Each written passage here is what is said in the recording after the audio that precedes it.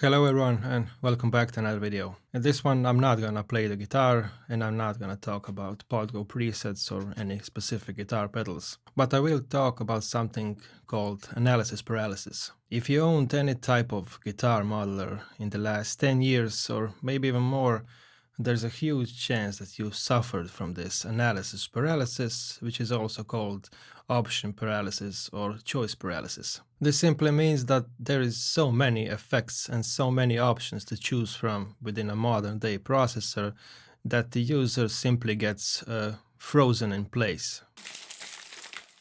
The person can't decide on anything, it gets frustrated, and sometimes the person even regrets the decision of buying the model in the first place. There are numerous factors that create this unpleasant scenario. The way our minds work, the way the market works today by constantly delivering new updates and improvements, and in the end, the way you handle a guitar processor, the way you use it, by sometimes going through endless lists of effects. I want to share two different thoughts on this problem. The first one is actually about the harsh reality of analysis paralysis, and the second one is about it not being so paralyzing, maybe.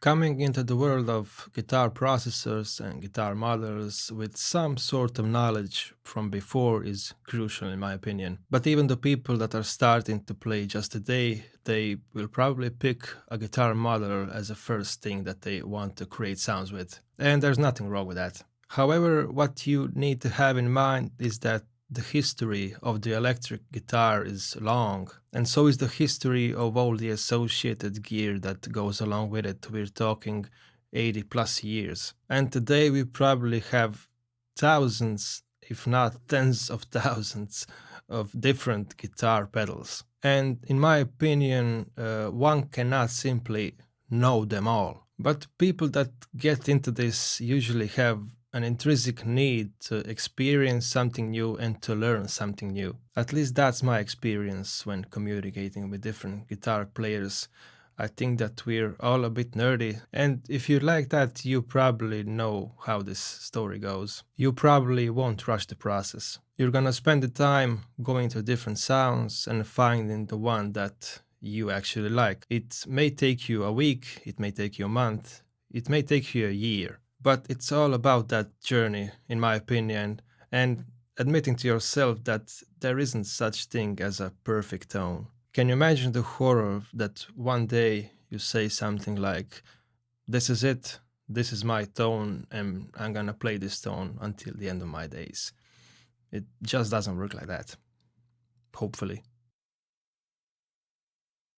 So, how can we turn this analysis paralysis issue into our favor? Honestly, I think that we don't actually overcome it ever. And I think that we need to embrace this madness, but in a creative way. So, here's a cool method of causing more chaos within. Anytime you want to do something genuinely fun, or you feel that you're maybe lacking some inspiration, I suggest that you completely randomize your signal chain. Use amps and effects that you never used before just for fun and just for experimentation purposes. And don't take yourself too seriously at this point. Just drop a random delay, a random overdrive, and a random modulation pedal and have some fun with it. Imagine if you're playing through someone else's setup and you have to create something fun and something musical with it now. Take this as a creative challenge and not one where you have to decide whether the sound is good or bad.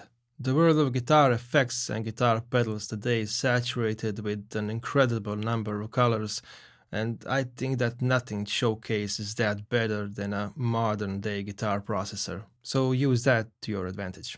Speaking of things that you can use to your advantage, have I told you about my ebook? You can find more info in the description box below, but it's available on my Ko-fi page for only $5.99. Anyway, that's it. If this is in any way helpful, consider leaving a like and subscribing to the channel, and I'll see you all next time. Addio!